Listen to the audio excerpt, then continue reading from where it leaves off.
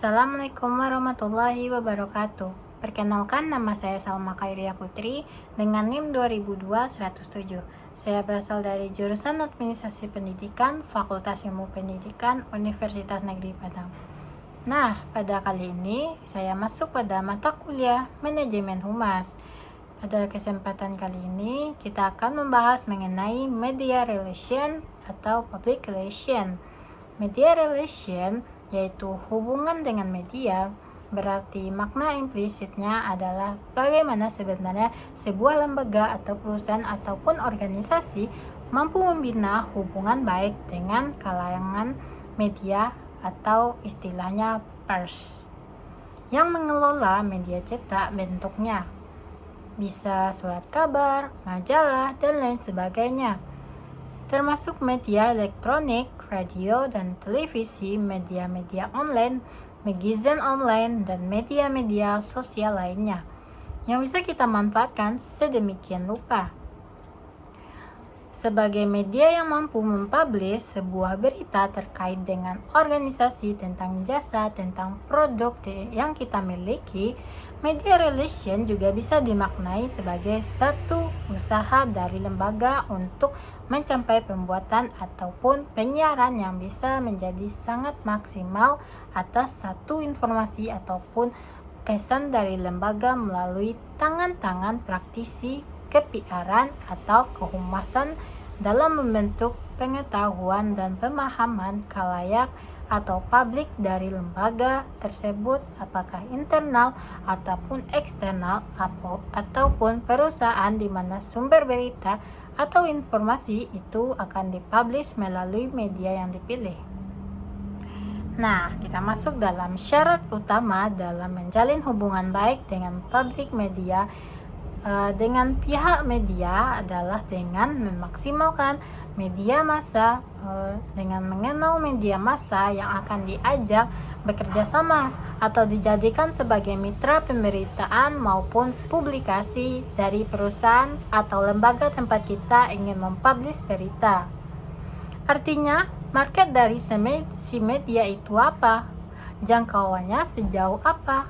Citranya bagaimana? Karena kondisi-kondisi seperti ini akan mempengaruhi berita yang akan sampai ke khalayak atau justru si penerima dari khalayak atau publik.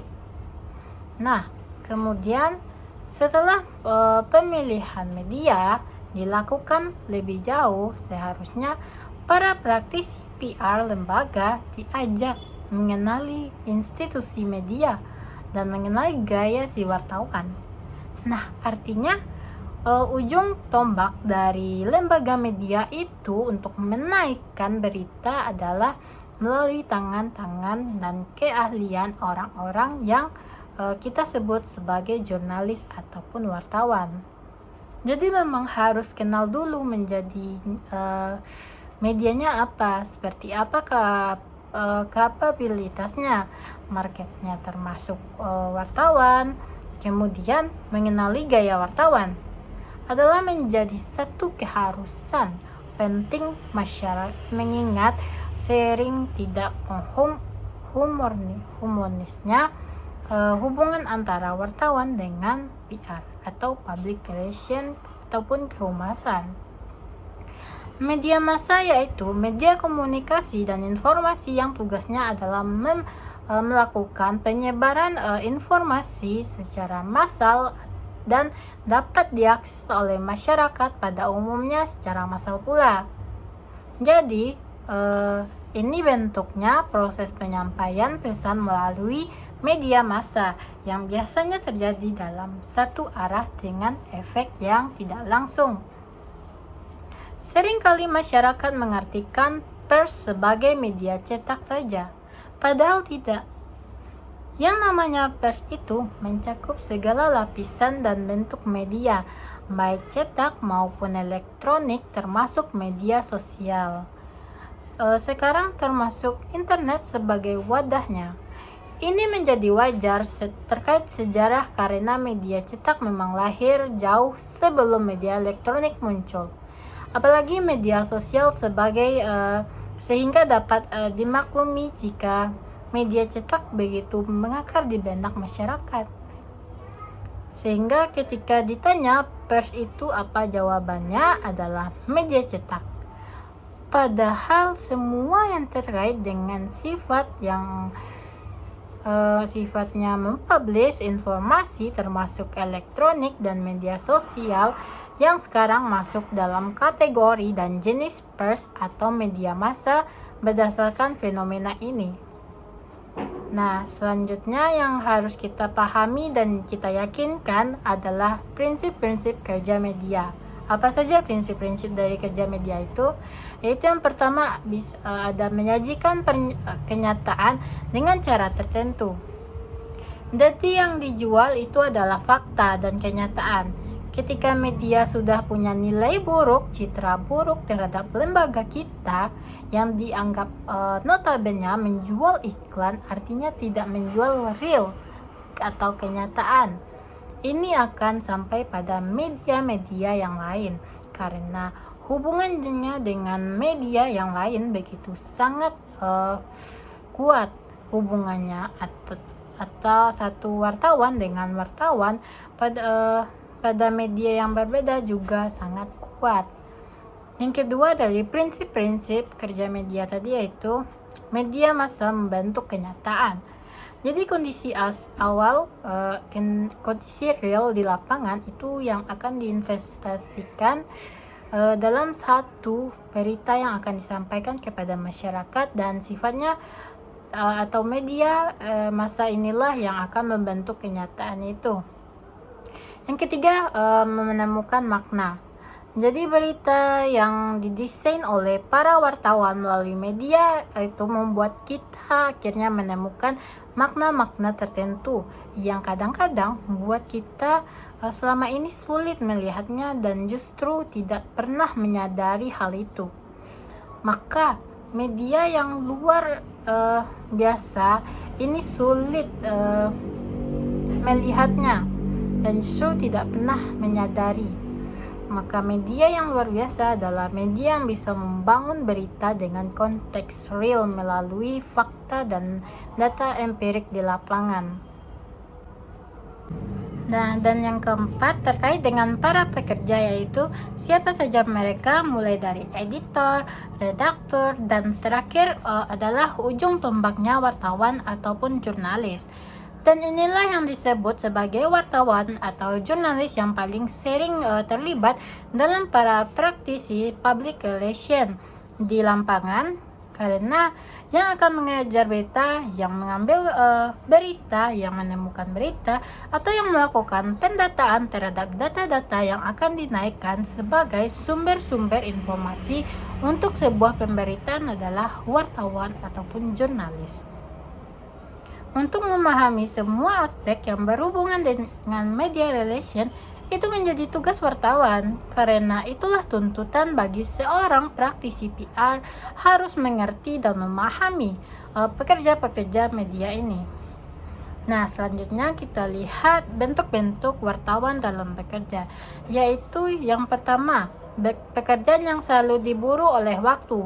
Yang kedua, jam kerja wartawan seringkali tidak lazim. Yang ketiga, wartawan seringkali kehilangan hari libur mereka. Nah, selanjutnya kita lihat beberapa karakteristik terhadap wartawan ataupun jurnalis, yaitu yang pertama, wartawan tidak menyukai protokoler. Yang kedua, wartawan itu dikejar deadline. Yang ketiga, wartawan menyukai persahabatan. Yang keempat, berita buruk adalah baik buat wartawan. Dan kelima, terakhir, wartawan menyukai eksklusivitas. Beberapa kegiatan aktivitas yang dilakukan praktisi PR dalam membina hubungan baik dengan media atau media relation, yaitu yang pertama sebagai press conference.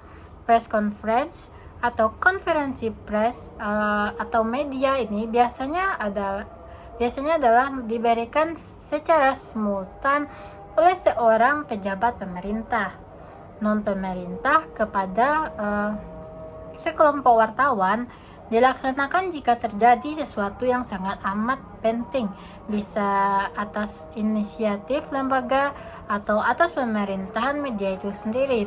Press conference artinya duduk bersama sejumlah sekelompok wartawan, sekelompok media, sekelompok pers untuk menyampaikan, meluruskan satu pemberitaan, satu berita terkait dengan isu yang lagi berkembang. Jadi untuk satu isu yang benar-benar sangat luar biasa, kita perlu memanfaatkan yang namanya press conference. Dan itu memang larinya ke pemerintahan, penjabat pemerintahan biasanya cenderung dilakukan oleh penjabat pemerintahan. Ketika ingin menegosiasikan sesuatu, ketika ingin mempublish sesuatu, atau ketika wartawan ingin meminta berita meluruskan kebenaran berita itu, maka dilakukan konferensi pers. Yang kedua yaitu press briefing. Press briefing biasanya diselenggarakan atau dilakukan secara reguler oleh pejabat PR atau praktisi PR-nya lembaga untuk menyampaikan informasi yang baru seputar aktivitas lembaga itu. Yang ketiga ada press tour, diselenggarakan oleh suatu lembaga atau perusahaan atau organisasi dengan tujuan untuk melakukan tur dulu, mengunjungi daerah tertentu, tempat tertentu, sekaligus wisata bersama dalam rangka mendapatkan informasi untuk kemudian didetek sebagai satu berita dipublish nantinya.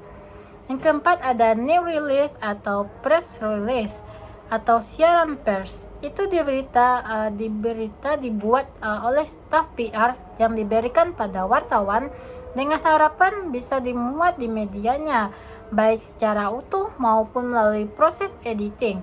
Dibuat secara singkat dengan sangat jelas, minimal mengandung unsur proses penentuan berita dari seorang wartawan, yaitu ada 5W plus 1H. What, when, where, why, who, dan how. Apa, kapan, di mana, kenapa, siapa, dan bagaimana. Yang kelima ada special event, berarti spesial. Sifatnya dari event yang diangkat acara atau kegiatan diangkat oleh lembaga, satu bentuk pariwisata, peristiwa khusus sebagai satu kegiatan dari PR yang penting yang mampu meningkatkan pengetahuan dan selera publik.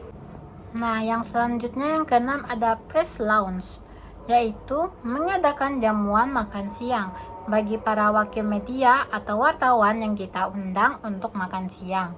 Yang maksud tujuan utamanya adalah menyampaikan informasi terbaru tentang lembaga itu. Yang ketujuh ada press interview, wawancara media, pejabat public relation atau top manajemen diwawancarai oleh wartawan. Jadi memang akan diundang wartawan untuk datang ke kantor, ke lembaga, ke organisasi, ke perusahaan untuk mewawancarai kita agar berita itu bisa dipublish dan sifatnya memang lebih pribadi. Media massa yang kita pilih, kemudian kita undang wartawannya, kita tentukan, kemudian disampaikan maksudnya, kemudian mereka akan desain pertanyaan-pertanyaan untuk kemudian disepakati dalam bentuk wawancara. Nah, yang selanjutnya kita lihat kode etik humas atau PR-nya pemerintahan. Yaitu yang pertama ada praktisi PR atau kehumasan pemerintah wajib menyediakan dan memberikan informasi publik yang benar dan akurat kepada masyarakat, media massa, dan insan pers sesuai dengan tugas dan fungsi organisasi atau institusinya, sesuai dengan perundangan yang dengan tugas dan fungsi organisasi atau institusinya yang berlaku. Yang kedua ada praktisi PR atau kehumasan tidak diperkenankan atau tidak diperbolehkan melakukan penekanan terhadap media massa karena media massa sifatnya independen dan insan pers atau mencegah pembelian barang atau jasa. Yang ketiga, wartawan Indonesia menempuh cara yang sopan dan terhormat untuk memperoleh bahan karya jurnalistiknya, tulisan ataupun gambar, dan selalu menyatakan identitas kepada sumber-sumber beritanya. Dia tidak akan pernah melakukan plagiarisme. Yang keempat, wartawan menghormati hak masyarakat untuk memperoleh informasi yang benar, bukan informasi yang salah. Wartawan Indonesia menempuh cara yang etis untuk memperoleh dan menyiapkan informasi serta memberitakan identitas kepada sumber informasi. Wartawan Indonesia juga tidak menerima suap dan tidak menyalahkan siapapun. Nah, sekian penyampaian materi dari saya hari ini. Saya ucapkan terima kasih banyak. Saya Salma Kaya Putri, pamit. Assalamualaikum warahmatullahi wabarakatuh.